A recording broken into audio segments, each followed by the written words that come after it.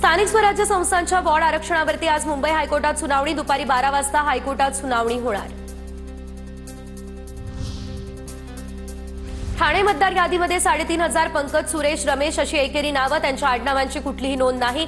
तर हे कोण लोक आहेत? राजन विचारे यांचा सवाल। 33 प्रभागांमध्ये 67,508 दुबार मतदार। महानगरपालिका आयुक्त सौरभ राव यांना दिला पुरावा।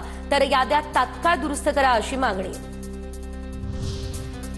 वरळी मतदारसंघात जवळपास 6,500 दुबार नावं, माझ्यासह मुलांची देखील नावं दुबार मतदार यादीमध्ये। वरळीमध्ये 1100 नावं मृत व्यक्तींची। सुनील शिंदे यांचा हा आरोप। कामठी नगर परिषद निवडणुकीमध्ये बोगस मतदारांवरून राजकारण तापलं। सुनील अग्रवाल यांच्या फार्म हाऊसवर भरारी पथकाची धाड। कारवाईमध्ये 50,000 रुपये दारू आणि शाई मिटवण्याचे द्रव्य सापडले। सुनील अग्रवाल भाजपचे नगराध्यक्ष पदाचे उमेदवार। नागपूरच्या कामठीमध्ये गैरप्रकार झाला असेल तर कोर्ट निर्णय घेणार। चंद्रशेखर बावनकुळेंची प्रतिक्रिया। कोर्ट जो न्याय देईल तो आम्हाला मान्य, बावनकुळे यांचं हे वक्तव्य। नगर परिषद आणि नगरपंचायतीच्या निवडणुकांवर सामनामधून करण्यात आली टीका। निवडणुकीचा खेळ खंडोबा आणि दिवसही वैऱ्याचा।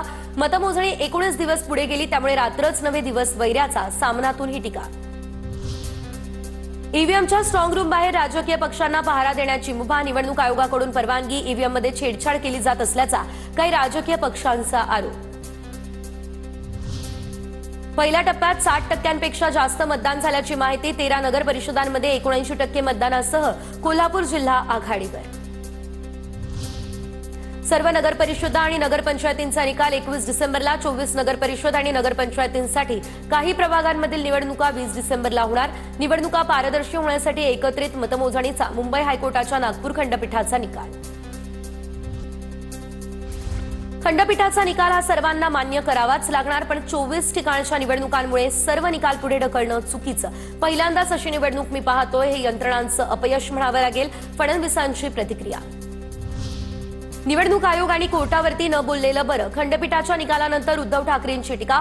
मिंध्यांची धुळफेक आता उघडकीस आली आहे, लाचारी दिसतेय, ठाकरेंचा हल्लाबोल। आरोपांशी माझा दुरान्वये संबंध नाही। महाडमधील समर्थकांच्या राड्यावरून सुनील तटकरे यांची प्रतिक्रिया। स्वतः अशी कृत्य करायची आणि आम्हाला दोष द्यायचा, तटकरेंचा गोगावलेंवर निशाणा। आमदार संतोष बांगर यांच्याकडून मतदानाच्या गोपनीयतेचा भंग। मतदान केंद्रात मोबाईलचा वापर करत घोषणाबाजी। सिटी पोलीस ठाण्यात बांगर यांच्या विरोधात गुन्हा दाखल। आमदार संजय गायकवाड यांचा मुलगा कुणाल गायकवाड यांच्यासह आणखी एकावर गुन्हा दाखल। कुणाल गायकवाडवरती बोगस मतदाराला पळवून देण्यास मदत केल्याचा आणि सरकारी कामात अडथळा आणल्याचा आरोप आणि त्यावरूनच गुन्हा झाला दाखल। मराठी शाळा आणि भाषेचा मुद्दा ठाकरेंच्या सेनेच्या जाहीरनाम्यामध्ये असणार। मराठी अभ्यास केंद्राला उद्धव ठाकरेंचं आश्वासन। मराठी शाळा भाषाविषयक मुद्द्यांचा समावेश केला जाईल, उद्धव ठाकरे यांचं हे आश्वासन।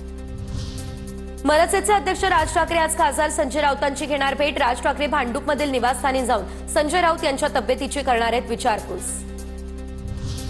नाशिकच्या तपोवनातील वृक्षतोडीचा प्रश्न कायम। आदित्य ठाकरे आज तपोवनात पाहणी करण्यासाठी जाण्याची शक्यता।